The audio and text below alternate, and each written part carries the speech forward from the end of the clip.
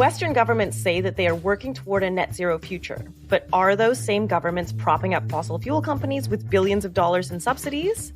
And how can we change that? Hello, and welcome to Pullback, where we explore big new ideas and ask, is this a real solution or a distraction? Pullback is a proud member of the Harbinger Media Network of progressive Canadian podcasts. I'm Kristen Pugh, and I'm here with my co-host, Kyla Hewson. On today's episode, we talked to Katrina Miller, the Executive Director of Canadians for Tax Fairness, about their new report, Taxes and the Path to a Green Economy, which is all about how the Canadian tax system continues to subsidize fossil fuel companies and how to change that.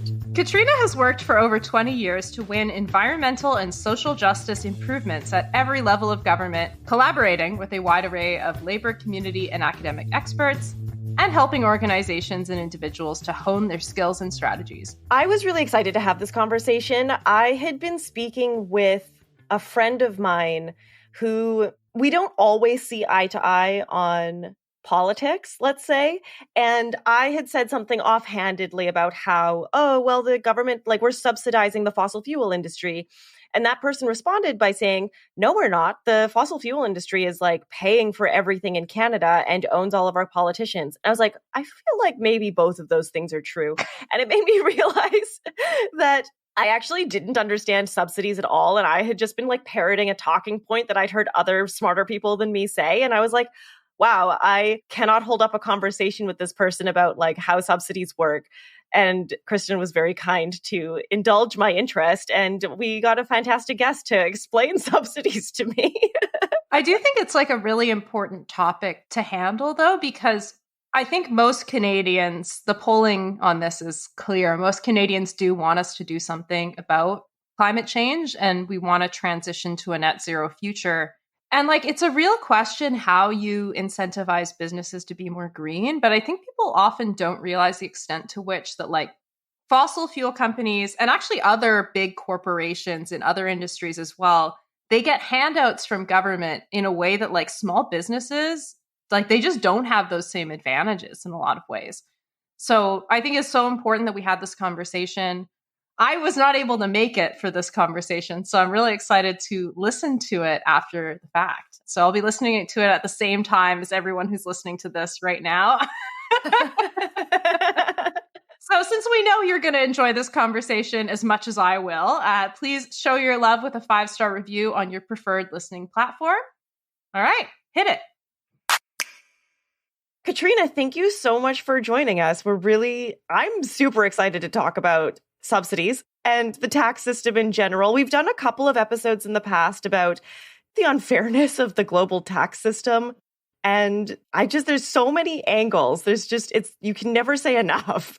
It's a sad state of affairs to say that that's a true statement. And I think what's interesting is that people have become much more aware of the level of unfairness and how it impacts us in our daily lives. We talk about, issues around wealth inequality and income inequality and how the tax system currently has sort of a perverse impact on that. It doesn't equitably share the burden of taxes across wealth and income. And now we're seeing that reflect in terms of our climate action goals.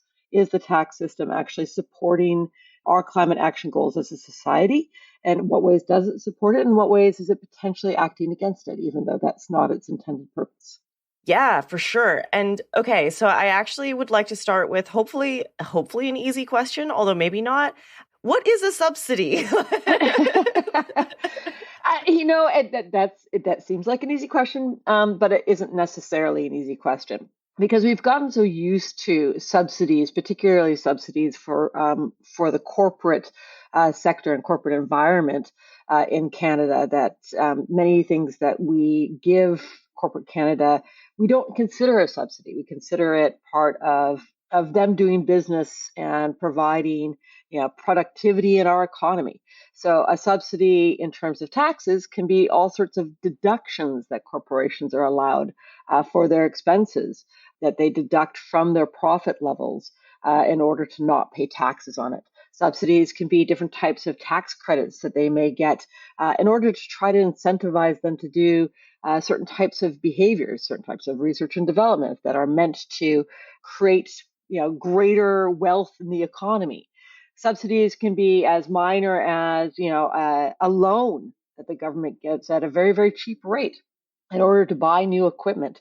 There's a variety of different subsidies, but basically it's us using public money to support a corporate activity, corporate expansion, or corporate profit making. Okay, cool. That makes sense. And I feel good about myself because it's essentially what I thought they were. Phew.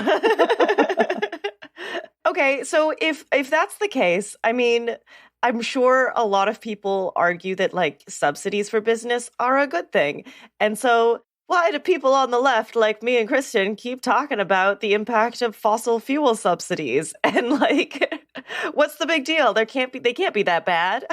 Like, we have to pull back and look at subsidies in general for private sector in Canada and in North America, and frankly, in Europe as well. This really comes from, about 5 decades of economic belief that if we lower the cost corporations have to pay, if we support their expansion, if we support their economic profit making, that eventually all of us will share in the benefit of that. That the wealth that's created by that activity will be shared across the economy. And what's happened, in fact, and what we've seen in study after study is that's not true. We support, corporate economic growth in our economy. We give them subsidies for research and development. We give them tax breaks for various types of expansion activity, and they create profit and wealth. But that wealth gets concentrated and funneled to very few people, frankly, that are their shareholders. And in fact, that operation that we've been doing, where we've been providing these subsidies or low tax rates, much lower than they were 50 years ago, have funneled wealth and really exacerbated our wealth inequality issues that we face right now, which I think many people, including myself, would call a crisis that is intertwined with our climate change crisis. So, the economy that we've built that does subsidize various corporate sectors at a significant rate, that allows them to emit carbon and externalize the costs on the whole of society and the environment, has also allowed them to concentrate profits and send them to a very few people who've now become our ultra wealthy. And in this way, we see that climate change and inequality as crises are completely intertwined and tied to the same economic system. So, like, I don't know, it feels obvious and it feels like, I don't know, it feels like something that is known, but I don't think it is. Like, I think a lot of people don't really understand how much we're subsidizing, like, especially the fossil fuel industry, but like a lot of other like high emitting industries. Why is it so hard to change the way people think about this stuff? I guess, like, why is it so hard to understand and why is it so difficult to, like, it sounds bad. Why is it still like this? Well, I think it's tough because we have, become used to the idea that businesses should be able to get certain benefits and deduct certain types of expenses in order to operate in our economies, in order to operate effectively in our economies. And so, even as we did this report, we had to stop ourselves from time to time and question as we looked at various types of subsidies. I'll give you an example. Large corporations are allowed to deduct their prior year losses from their current year profits, as a way of reducing the amount of profit that's actually taxed. And we had to really sort of think about this and consider, is this a fair subsidy? Does this make sense to allow for businesses to spread out their losses and their gains throughout a larger period of time? I mean, certainly, us with our wages don't get that, although individuals with their individual investments do get that. But we asked ourselves, is this fair? And quite frankly, in the end, we kind of came up with an answer of, well, we don't know if it's fair. It's a choice that we've made as society. And the truth of it is that when we look at the numbers, one of the industries that's taking the greatest advantage of this is the fossil fuel sector. They're some of the biggest users of this particular tax measure. And so in that sense, it's become an unintended, probably, subsidy of the fossil fuel sector because they're using it so heavily. We have these deductions that businesses are allowed. and that the fossil fuel industry is one of the largest users of, like prior year losses, like capital cost allowances, which basically allows you to deduct from your profit the depreciation of your equipment, of your physical assets, which is an interesting concept in and of itself. And at the same time, the fossil fuel sector is one of the largest distributors of profit in Canada. So out of, if we look at the 10 top businesses distributing profit to their shareholders through stock buybacks, through dividends, and a variety of other measures, we see that 5 of those companies are fossil fuel companies, in fact, in Canada. So, something isn't right here when we have fossil fuel companies able to deduct a bunch of expenses from their profits while also being one of the largest distributor of profits to shareholders. The tax system loses out while wealthy individuals tend to benefit the most. Well put. It seems like, I suppose, the system works because the fossil industry is so huge and Canada has become so wealthy on it that I guess people like it. I don't know. Kristen and I grew up in Alberta, so we're very much from that oil town background, and there's a lot of support for it in our communities back home. So I just wonder, how do we explain this in a way that it's working, right? I'm constantly hearing the rhetoric that Alberta is covering the bills for other provinces and stuff like that. And what do I tell people that think it's working? I think that, we need to look at what's happening in terms of our climate change crisis and what our duty is as a nation in meeting our commitments. We've made a commitment to reduce our carbon by 45% by 2030, come to net zero by 2050. We know in Canada that if global action isn't taken, if we don't take action in our country, and if that isn't matched by other nations, that climate change is going to cost us a lot of money. It's going to be a huge hit on our economy. I mean, we're not even just talking about the environmental hit. We're talking about the economic hit of climate change. It'll be costing us, $100 billion a year against our national economy. And that's a massive amount of money. And it certainly rivals the amount of money that the fossil fuel industry brings into our economy. And so when we think about it in that terms, we have to imagine how we're going to make our way to an economy that meets our climate commitments and understand the hard truth that means that we're going to have to reduce the share of the economy that's spent extracting fossil fuels and refining them and turning them into products that then emit more carbon. We just have to understand that. It doesn't mean that it has to happen tomorrow, and nor should it. We should be mapping a road that looks to have degrowth within that industry while we have greater growth in clean, green energy production. Yes, yes. Oh, I love degrowth. It's one of my favorite. Oh, it's one of my favorite topics. So in the report mentions that in the next 5 years, Canada has to spend between 150 and $350 billion to meet our emissions reduction goals, which sounds like a lot of money to me.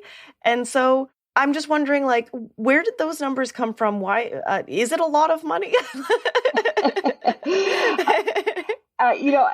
It's funny. It sounds like a lot of money, right? 150 to 350 billion over the next 5 years. And we brought those numbers into the report based off of 5 different estimates that were done by other organizations, including the Royal Bank. It is a lot of money. There's no doubt about it. But when we look at the cost of climate change, the idea that climate change, just in its most reduced economic measures, could cost us up to 100 billion by 2055 if we do nothing, 150 to 350 billion over 5 years, which equals about 30 to 70 billion to spend up front, is frankly a bargain. We should grab the bargain. We should spend the money now to avoid the costs in the future. It's really that simple. And it's really about spending money too in places that help transform our economy. And while we're spending money in those places, in our electricity grid, in our infrastructure, in our natural resources like our forests, we can do so in ways that benefit local communities and create a more inclusive economy, frankly. Because right now, our economy does tend to funnel money up to the richest in our economy. And wouldn't it be wonderful if in this green transformation of our economy, we could also find our way to a just and inclusive economy that does a better job of sharing the prosperity that we create? Yes, yes, yes, yes, yes. Because like that's something that we're already struggling with. Like climate crisis aside, people are seeing it in their grocery bills every day. Or gosh, if anyone's had to look for a place to rent recently in any metropolitan city in Canada, it's hard. It's hard right now. And I mean, like, it's not just $350 billion spent to like mitigate climate change over the next 5 years. It's also, like you said, like going to save us money in the future by a lot. And it makes people's lives better. Like just planting trees on roads that are really, really hot are like, it's good for everybody. Yeah, I mean, as I said, we can gain a lot of benefit from this expenditure depending on how we do it. And that's the question we face right now. Look, we just came, from 40, 50 years of an economy that depended heavily on subsidizing corporate economic productivity and growth and allowed for the cost of emissions to be externalized on the whole of environment and society, while the profit from economic growth was largely funneled to a concentrated few. So we have, arrived at a place where we have an inequality crisis and we have a climate change crisis. And what we do next, how we structure the investments we make, how we decide to structure the tax system is really, really important. And we should learn from the lessons of the past. We should ensure that carbon no longer gets extracted and burned without the cost being properly built into that operation. And we should ensure that the prosperity of our economy is shared amongst many, many people. This means a different take, frankly, for government. Right now, our governments over the last 20, 30 years, and frankly, in the plans that they've put forward for the future, are depending on offering even more subsidies to private sector in order to incentivize them to lead our change to a lower carbon economy. And what will happen there are two things. One, the incentives may not be enough for the private sector to fully lead that change. And two, the private sector will have more money, which through our economic system will then be funneled into profits and to those who already have the concentrated wealth. And so we can see that we're kind of making the same mistake we've made in the past in terms of how we're deciding to invest via subsidizing the private sector. What we actually need to do is rebalance scale a bit. We need broad tax measures that understand where the wealth is right now in our society, take some of that wealth back into public hands, and then use that to fund public leadership in the transition to a net zero economy. I think right now, a lot of the rhetoric, especially happening in the Canadian government, but like just globally, is the talk around like a carbon tax has been like the most aggressive that I've heard governments really get on climate change. And can you just talk about maybe why carbon taxes are so popular and also why they're not enough? I don't know. That's a leading question, but I think it's Well, I mean, carbon taxes, at their inception were really an attempt, largely by fairly conservative economists, to figure out how to put the price of carbon into the economy, understanding that the externalization of that cost was hurting us. So, it made sense to use a carbon tax in order to do that. The problem is right now is that because we have such a globalized economy and not everybody in the global economy is on board for a carbon tax, any industry that's dealing in multinational trade and economic activity finds itself kind of caught between various carbon taxes or no carbon taxes, depending on where it's doing business. And so you have what are called trade exposed industries. Nations try to deal with trade exposed industries by basically letting them off the hook for the most part in terms of the carbon tax. They give them free allowances for carbon emissions. They reduce the price that they have to pay to a point where the only people really paying the bulk of the cost are individuals. And that's what's the case in Canada. Now, of course, most individuals are not happy with this picture. We are facing an affordability crisis in Canada where most people are having a hard time just making sure they can keep their cupboards stocked in order to feed their families. And so the carbon price, the tax that they're paying on various types of products and activities, feels like yet another burden that they just can't afford. This is why there's been so much focus on the carbon tax. And frankly, if we're not able to ensure that the carbon tax is properly spread, the price of carbon is properly spread between the private sector and the various industries that are high emitters and individuals, we're going to face a public backlash that is going to be very, very hard to overcome. And that backlash is, potentially has the potential to derail some of our great economic transition plans in terms of climate action. Is there a way to implement a carbon tax where the especially the biggest polluters don't just, I don't know, engage in like weird corporate tax trades or just raising the cost? I mean, we've seen especially the price of gas like skyrocket, and also like the profits of those companies has been skyrocketing. So like, is there a way to implement a carbon tax where it doesn't just fall on the consumer at the end? There is, in fact, and the European Union has just started a 5-year phase-in process to do exactly that. They're creating a tariff system on their borders. So you have a product come in from a jurisdiction that doesn't have a carbon tax going into a place that does have a carbon tax.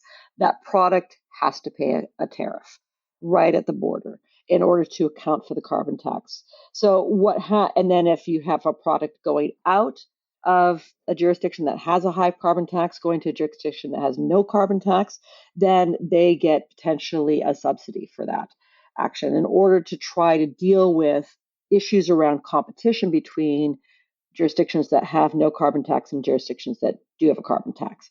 This is sort of a Band-Aid solution, but it's a better solution than what we have in Canada right now, because what it will allow is for the European Union to phase out the use of free allowances or various types of subsidies around their carbon pricing system for trade exposed industries.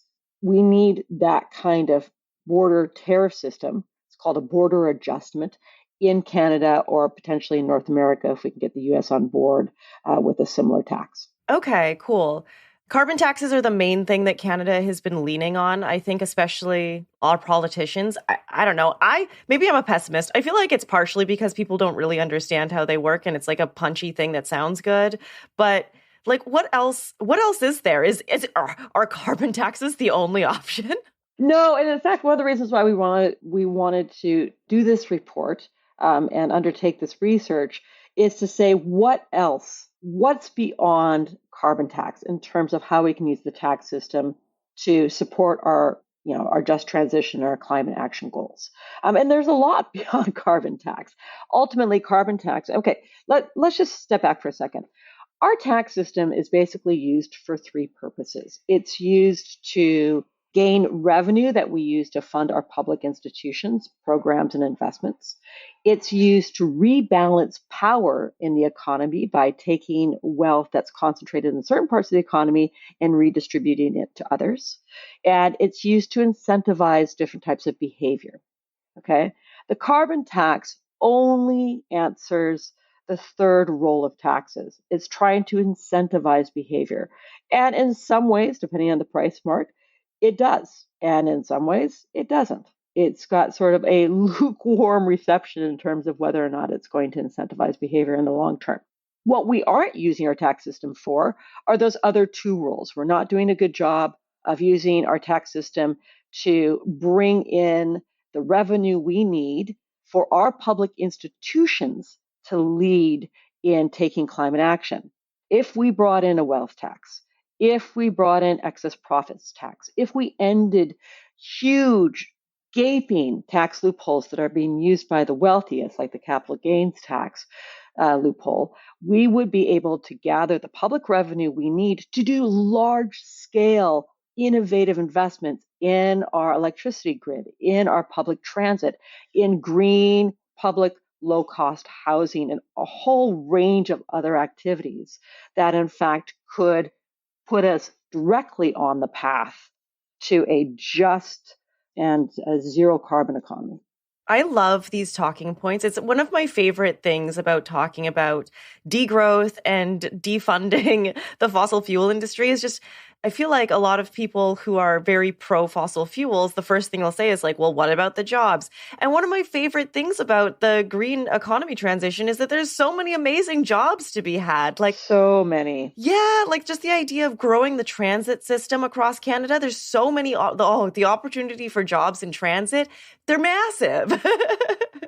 I think there's a wonderful opportunity for large scale public investment in regions that have been heavily dependent on fossil fuel extraction and refining for their economic stability in order to turn those economies into green economies and make use of the great skilled workers that sit in those economies right now and need, frankly, to transition their careers from carbon intensive industries to ones that fit our future green economy. Yes. And I'm so frustrated every time I hear a news story about how, especially in Alberta, I love you guys so much. Like, it's so sad every time you hear a story that's just like, it's regressing and they're leaning more on the fossil fuel industry or they're creating more tax cuts. And I don't understand because like we know it, I don't know, it feels like it doesn't work, you know? So why?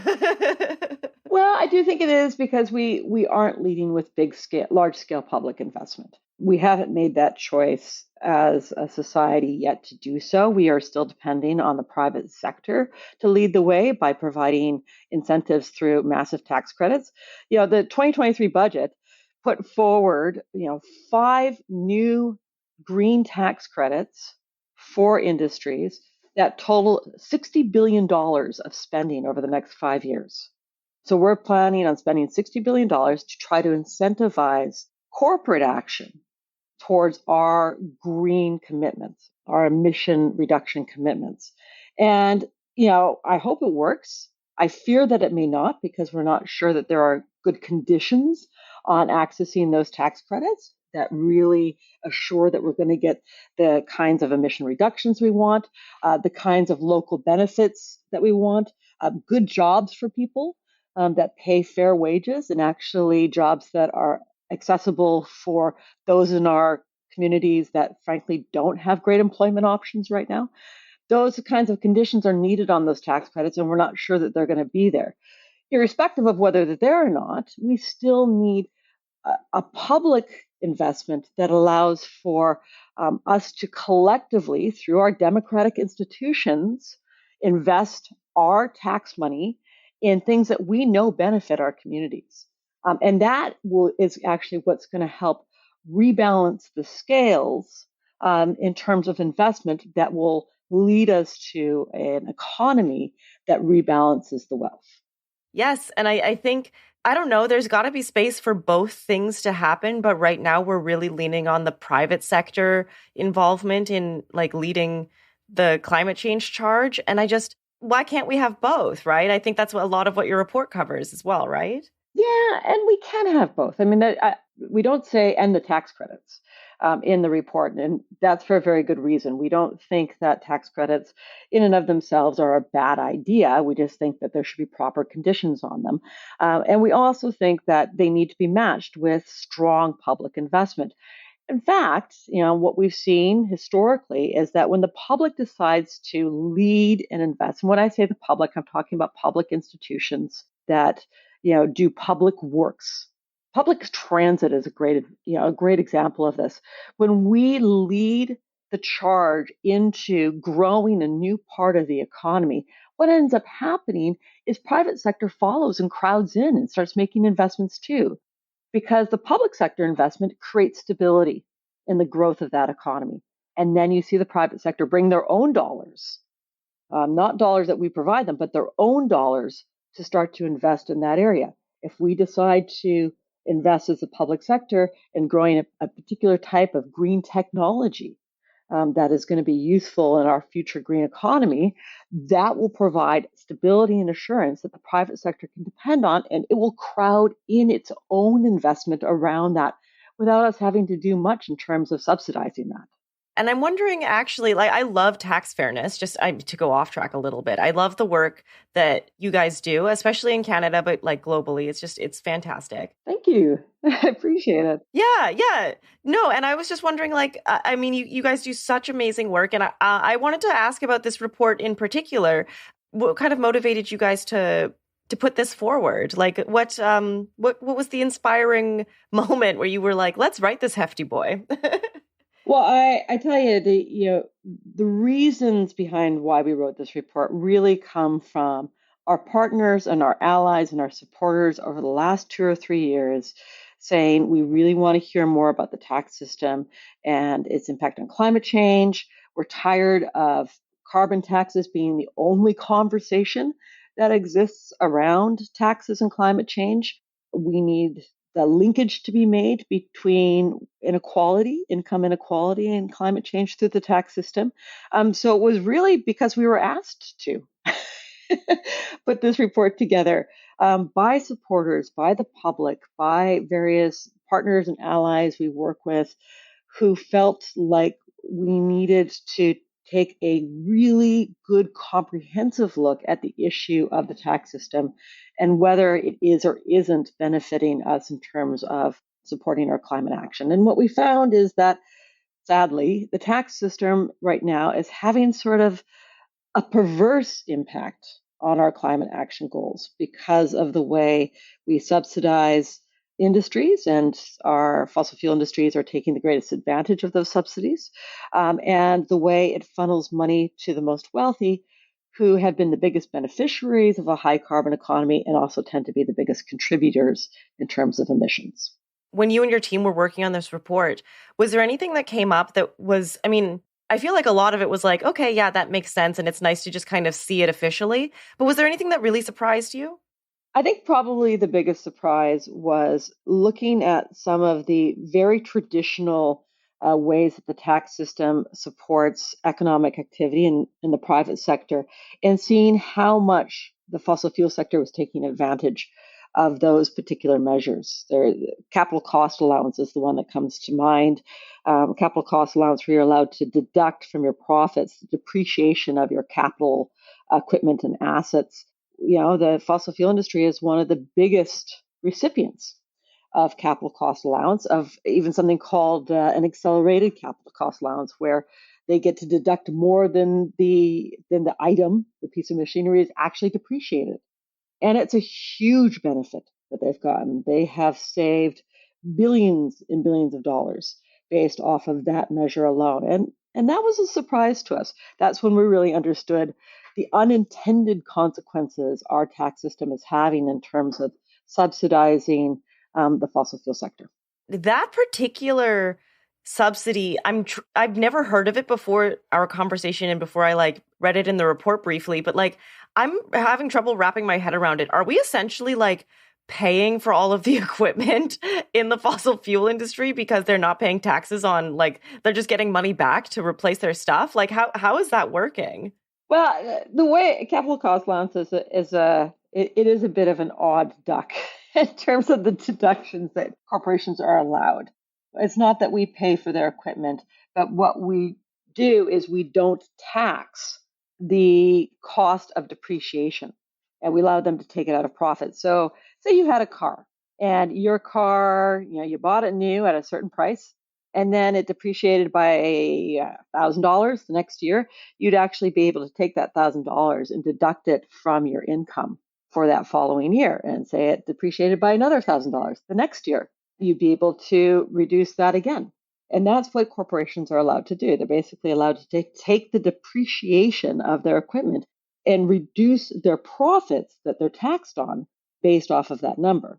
And so, clearly this is something that the private sector gets that we don't get in our individual taxes at all.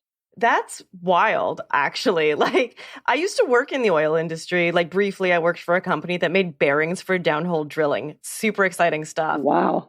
Yeah, yeah, yeah. And so, like, there's so many layers that I have no idea about. And I used to be like involved in it. And I mean, I love that this depreciation one as an example, just because it's like, it feels small, but also like it's kind of huge. And it's just like, how many things are there that are like that, you know?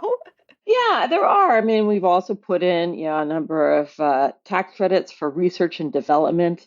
In fact, this using capital cost allowance and accelerating them, allowing them to be accelerated, meaning you can deduct more than the capital equipment is actually depreciated, has been one of the traditional ways that the Canadian government has, over the last 3 decades, tried to incentivize emission reductions in the fossil fuel sector.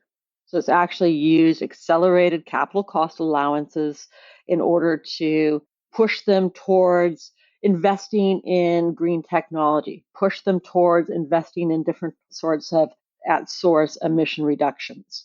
Unfortunately, despite our efforts, we haven't seen clearly any evidence that any of these incentives actually achieved any reductions.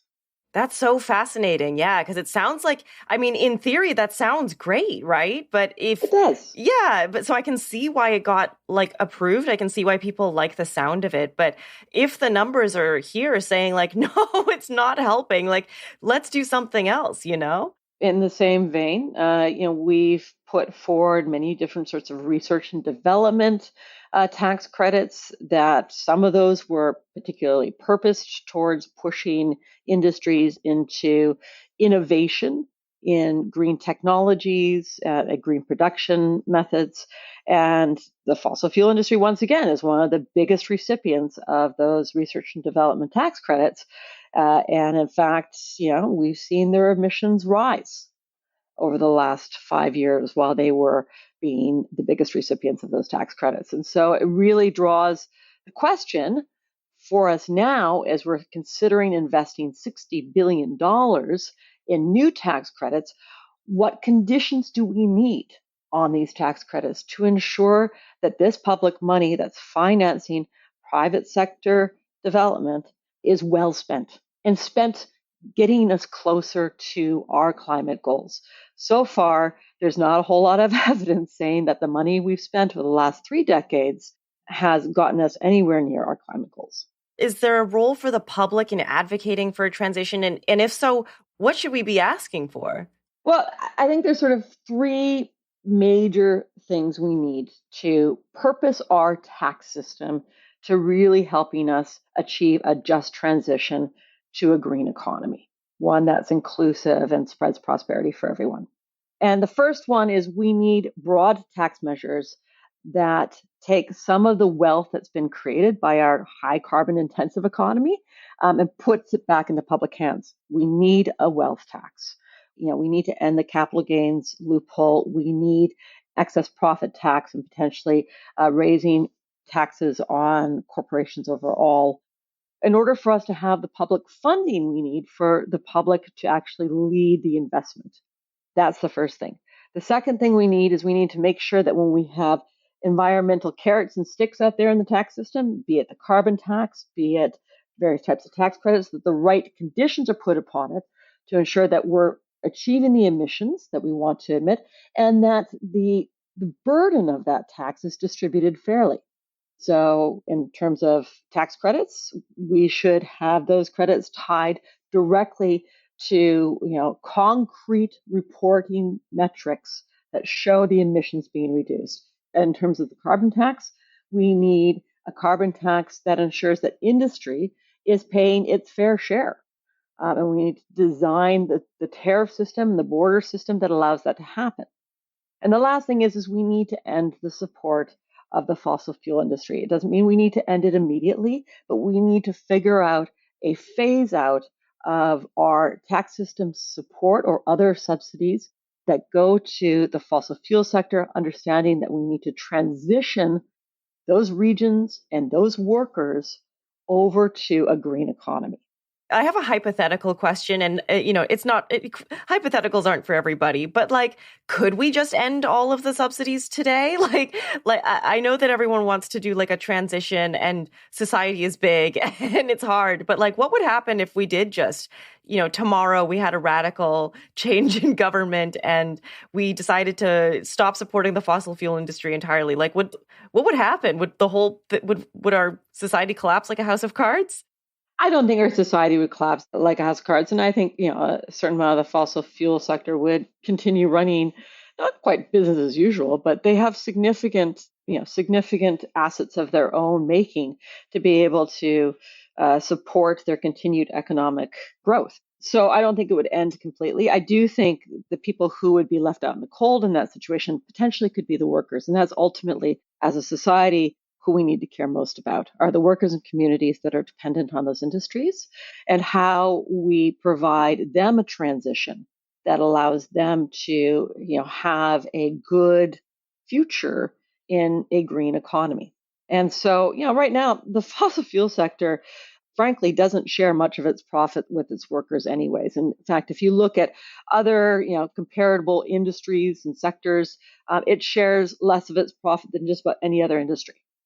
It takes more of its profit and sends it to shareholders instead of putting it to wages, even though wages are quite good within the fossil fuel sector. So I think that we can find in a transition ways to have economic prosperity in those communities that potentially does a better job of sharing the wealth those communities create. Because frankly, the fossil fuel sector doesn't do it very well. Yeah, I mean, we just did an episode about the universal basic income, and I'm super impatient. So I feel like if I was in charge, I would I would end everything that's going to support the fossil fuel industry. I would implement a wealth tax, and then I would turn around and take all that money that we suddenly had coming in and just give it to the people who would be most impacted. But maybe I'm too radical. I mean, I think there's an interesting argument in the future economy for a basic income, particularly if we mix it with this idea of transition, if we mix it with the idea of trying to redistribute wealth that's become too concentrated in our economy, and have it reflect also the idea that our economy is becoming more automated and needs less workers in order to take us to where we want to go. Now, I'm definitely getting out of my area of expertise talking about that, so I won't go into any depth there, but I think, ideas like a basic income do have a place of consideration as we do this transition to what we hope is a more just economy that's also much kinder to our environment. Okay, great. So we're at the end. We understand how subsidies work. We understand how we could transition away from them. And we understand how what we're doing is like kind of working, I guess, but not really, and certainly not at the scale that we need to meet our goals. So I'm going to lend you my magic wand. It has a couple of wishes in it. So you are able to fix overnight the thing that you think is the biggest problem, maybe with the tax system or maybe with the way that subsidies are being implemented, and just, tap it away with a tap of the wand. What would you like to see change immediately? I would like to see Canada put in broad tax measures like a wealth tax in order to rebalance economic power and spend that towards reducing our emissions via public works. I think that's the biggest thing we could do. If I could make the big change tomorrow, it would be growing the public purse in order to undertake the expenditures that we collectively as society want to get us to a green future. Right now, we're starving ourselves. We're starving our collective vision because we're not allowing ourselves to go get the revenues that we need from the people who've basically held them and concentrated them, dare I say, hoarded them, and basically have kept them away from the rest of us. That's a great use of the magic wand. I appreciate that. And I really and I really appreciate you taking the time to talk to us. I know you guys are super busy doing some amazing work, and I'm really pleased that we had a chance to talk about it. My pleasure. My pleasure. I appreciate the opportunity, for especially knowing how early it is there in the morning for you, and good luck with your future endeavors editing this piece. I apologize for some of my wordiness sometimes. These concepts don't come in simple 10-word sentences, unfortunately. No, and I mean, that's why we do a podcast instead of a TikTok page. We can do tax fairness in TikTok. We do actually do it, but it doesn't allow for a fulsome discussion. That's good. Everybody go follow Tax Fairness Canada on TikTok. I'm certainly going to do it. I follow you guys. I'm on your newsletter. I love the work that you do, and I think everybody should subscribe, certainly at the very least, that they can sign petitions and stay updated with the work that y'all are doing. So thank you so much. Please do. We have a monthly newsletter, and we find ways to make taxes interesting. They do. Thank you so much. I really appreciated talking to you today.